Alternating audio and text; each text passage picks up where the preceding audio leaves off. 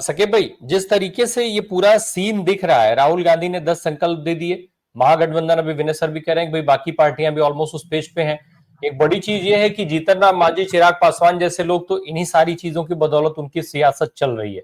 अगर जो राष्ट्रीय पार्टी जब इस तरीके के मुद्दे उठाना शुरू कर देंगी, जैसा कांग्रेस ने उठाया अभी, आरजेडी वहां पर भाई एक बड़े उसमें है, अगर ये सारे लोग जब इस तरीके से करेंगे, एक पेज पर रहेंगे ऐसे मुद्दों पर, तो फिर जीतन राम मांझी, चिराग पासवान, ये सारे लोग करेंगे क्या? फिर आखिर इनकी सियासत का आधार क्या रह जाएगा? नंबर एक, पहले तो मैं जरा ये समझ लूं आपसे, फिर बाकी बात होगी। सके भाई। जी राम प्रकाश भाई, बहुत बहुत शुक्रिया सभी पैनलिस्टों के लिए। सबसे पहले तो मैं आपको बड़ी खुशखबरी दे देता हूं कि जब से नीतीश जी ने बिहार में 125 यूनिट बिजली फ्री किया है, बिजली रहती ही नहीं है। अभी पिछले 2 घंटे से बिजली गई हुई है और इन्वर्टर भी बिल्कुल डाउन हो गया है, वाईफाई खत्म हो गया, सब कुछ। तो अब देख लीजिए, मैं खिड़की विड़की खोल के बैठा हुआ हूँ। तो ये होता है सरकारी योजनाओं को इम्प्लीमेंट करने का तरीका।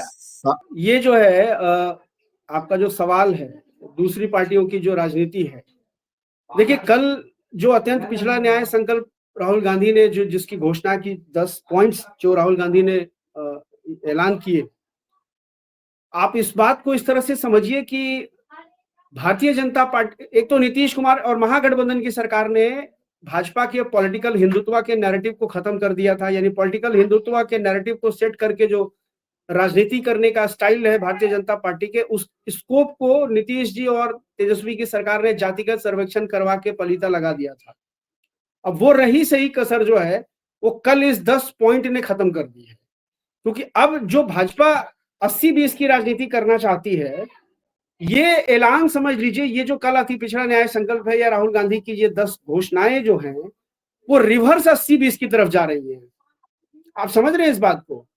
वो काउंटर 80-20 की तरफ चली गई। वो जो भाजपा जिस 80-20 की बात करती है, उस 20 में मैं आता हूं, लेकिन कल राहुल गांधी ने जो 80-20 कर दिया है, उस 80-20 में बहुत सारे लोग ऐसे आएंगे जो मलाईदार पदों पर बैठे हुए हैं और अभी भी वही उनकी 5000 साल पुरानी वाली मानसिकता है कि इसको जो है किस तरह से जो है श्रमिक वर्ग, और मैं उसको श्रमिक वर्ग बोलता हूं, पिछड़ा, अति पिछड़ा, दलित, महादलित, तमाम लोग उसमें आते हैं। वो खेतिहर, किसान, मजदूर हो, चप्पल बनाने वाला हो, किसानी करने वाला हो, राजमिस्त्री हो, तमाम वो लोग हैं, बड़े लकड़ी का काम करने वाले हैं, लोहे का काम करने वाले, वो तमाम लोग हैं। वो श्रमिक वर्ग जो है, वो जो क्लास है, वो तमाम, वो पूरा क्लास इसमें आता है। तो कल जो है बिहार की राजनीति का एक बड़ा माइलस्टोन एस्टैब्लिश हुआ है बिहार में। और ये वर्ग जिस पर कल राहुल गांधी ने जिसको टारगेट किया है, मतलब टारगेट इन द सेंस कि जिस वर्ग के उत्थान की बात की है, जिसको अपलिफ्टमेंट करने की, जिस क्लास को अपलिफ्ट करने की बात राहुल गांधी ने की है, उसकी आबादी 36% है, 112 जातियां हैं उसमें। कर्पूरी ठाकुर के समय में मेरे ख्याल से, शायद अभी प्रफुल्ल सर मुझे बताएंगे, 90 या 92 जातियां हुआ करती थी। बाद में इसमें कुछ जातियों को और ऐड ऑन किया गया, जिसमें मुसलमान जातियां भी है। ये जो 36% अति पिछड़ी जातियां हैं बिहार के अंदर में, इसमें मुसलमान भी हैं। मुसलमानों की भी कई 10, 12, 15 ऐसी जातियां हैं जो इस अति पिछड़ी कैटेगरी में आती है। जैसे 15% सवर्णों के बारे में जब आप बिहार में सुनते हैं कि जातिगत आरक्षण का जो सर्वे आया उसमें लगभग 15% सवर्ण है, तो उसमें 3 पॉइंट कुछ प्रतिशत जो है वो मुसलमान सवर्ण है, जिसमें हम लोग आते हैं। मतलब उसमें सैयद, शेख, पठान, ये जो 3 कैटेगरी है सवर्णों की, वो भी उस 15% सवर्ण में। हिंदू सवर्ण जो है 11, 11.5, 12% के आसपास है और 3% मुस्लिम सवर्ण है। उसी तरह से ये जो 36% का आंकड़ा है, इसमें भी मुझे लगता है कि शायद 10-11% अति पिछड़ी मुस्लिम जातियां हैं। तो ये जो अति पिछड़ों के लिए जो बात की गई है, इसमें मुसलमानों को एक्सक्लूड नहीं किया गया है। ये जो तमाम योजनाएं जो कल राहुल गांधी जी ने 10 पॉइंट्स बताए हैं, जिसमें आपको निजी क्षेत्र में भी आरक्षण की बात की है। देखिए मेरे पास सामने में ये है, शिक्षा के अधिकार अधिनियम 2010 के तहत निजी विद्यालयों में नामांकन हेतु आरक्षित सीटों पर का आधा हिस्सा अति पिछड़ा, पिछड़ी जाति, अनुसूचित जाति और जनजाति के बच्चों हेतु निर्धारित किया जाएगा। ये है बड़ा। और देखिए अति पिछड़ा अत्याचार निवारण अधिनियम, ये तो है SC/ST एक्ट की तरह हो गया, है ना। और कैपिंग जो 50% की है, उसको हटा करके हम 65% करेंगे। हालांकि ये महागठबंधन की सरकार अगर बिहार में आ भी जाती है तो ये उसके बस की चीज नहीं है, ये करना केंद्रीय मंत्रिमंडल को है। लेकिन एटलीस्ट ये है कि प्रस्ताव पारित करके सेंट्रल गवर्नमेंट पे दबाव बनाया जा सकता है। हाँ, ये पंचायत में जो आरक्षण की उन्होंने बात की है कि 20% से बढ़ा के हम 30% कर देंगे, ये महागठबंधन के हाथ में। ये तो विधानसभा में महागठबंधन प्रस्ताव लेके आएगा, उसको पारित करेगा, कानून बना देगा कि भाई आप 30% का आरक्षण मिलेगा। ये अलग बात है कि भाजपा अगर विपक्ष में हुई तो उनके बैकडोर से कोई यूथ फॉर इक्वालिटी और इस तरह की कोई संस्था, जो उसकी जो अनुवांछित संगठन होते हैं, विचार वही होता है आरएसएस का, वो चला जाएगा हाईकोर्ट, वो तमाम चीजें हैं, वो सब हो सकती है। लेकिन कल एक बहुत बड़ा बदलाव हुआ है और इस बदलाव से सबसे ज्यादा परेशान जनता दल यूनाइटेड के लोग हैं। यही 36% आबादी जो है, जिसके दम पर नीतीश जी 20 साल से राज कर रहे हैं आपको, और इसका एक बड़ा हिस्सा एनडीए गठबंधन को जाता है। भाजपा को भी नीतीश के चेहरे पर मिलता है। 2005 में 57% अति पिछड़ी जातियों ने एनडीए को वोट किया था। 2010 में यह आंकड़ा 60% से भी ज्यादा का था, जब अति पिछड़ी जातियों ने एनडीए गठबंधन को वोट किया था। तो ये एक बड़ा डेंट लगाने की कोशिश है कांग्रेस के द्वारा, मैं कहता हूं कांग्रेस के द्वारा, और जिसका फायदा अप्रत्यक्ष रूप से जो लेफ्ट पार्टियां हैं उनको तो मिलेगा ही मिलेगा, राजद को भी मिलेगा। तो ये बहुत बड़ा बदलाव है। और इसके बाद आप देखेंगे कि जो है राहुल गांधी, उसके बाद अच्छा, राहुल गांधी ने एक बात बहुत स्पष्ट कर दी कि ये जो पॉइंट्स उन्होंने बनाए हैं, ये जो संकल्प है 10 संकल्प, ये अति पिछड़े समाज के प्रबुद्ध व्यक्तियों के साथ मुलाकात, बातचीत और डायलॉग के बाद ही तैयार किया गया है ना।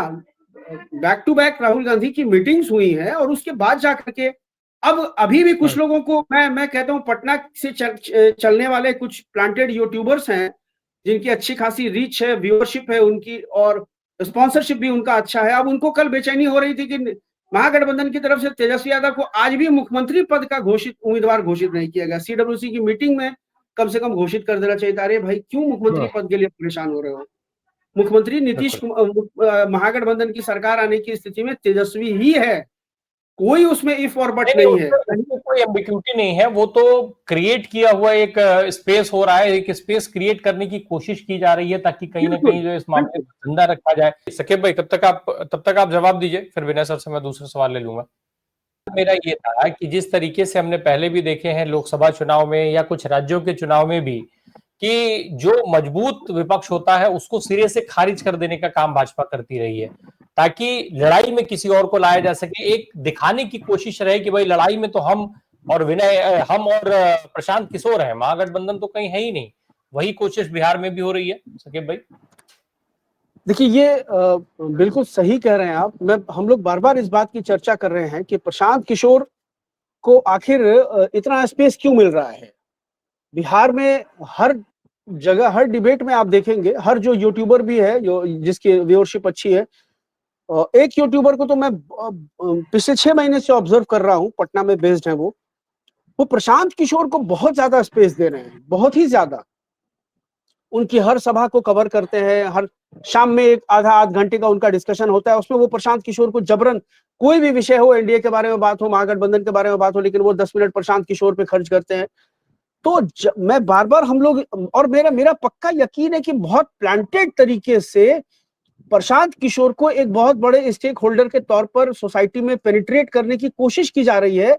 एंटी इनकम्बेंसी की वजह से जो वोट महागठबंधन की तरफ शिफ्ट हो सकता है, उसको किसी तरह से उसमें डिवीजन कैसे पैदा किया जाए। प्रशांत किशोर नाम का एक आदमी जो है, एक काल्पनिक कैरेक्टर जिसको हम बोल सकते हैं, जिसका कोई विजन नहीं है सिवाय वो आरोप लगाने के, अहंकार और दंभ भरी भाषा के, उसका कोई विजन नहीं है।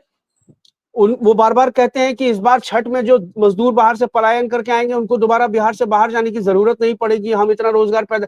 आप कैसे रोजगार पैदा करेंगे? कितने फैक्ट्रियां खोल रहे हैं आप? कहाँ इन्वेस्ट करेंगे? क्या आपकी पॉलिसी है? रिजर्वेशन को लेके क्या पॉलिसी है? सोशल जस्टिस को लेके क्या पॉलिसी है? कम्युनलाइजेशन को लेके क्या पॉलिसी है? बिहार के अंदर में निवेश को लेके क्या पॉलिसी है आपकी? किसानों को लेके क्या पॉलिसी है? मक्का को लेके क्या पॉलिसी है? मखाना को लेके क्या पॉलिसी है? कभी भी आप नहीं देखेंगे प्रशांत किशोर किसी भी तरह से इन सब मुद्दों पर डिस्कस करते हुए आपको दिखेंगे। वो सिर्फ आरोप लगा रहे हैं, और आरोप किस पर लगा रहे हैं? मंगल पांडे पे लगा रहे हैं आरोप, दिलीप जायसवाल पे आरोप लगा रहे हैं, अशोक चौधरी पे आरोप लगा रहे हैं। एक बात बताइए रामप्रकाश भाई, बहुत कॉमन सी बात है, अभी प्रफुल्ल सर भी हैं, विनय सर भी हैं, आरोप लगा रहे हैं, कागज भी है उनके पास में, उनके पास बैंक का ट्रांजैक्शन वो पूरी की पूरी जो है, क्या बोलते हैं उसका, बैंक स्टेटमेंट का वो लेकर के मीडिया को दे रहे हैं, जमीन रजिस्ट्री का डीड दे रहे हैं।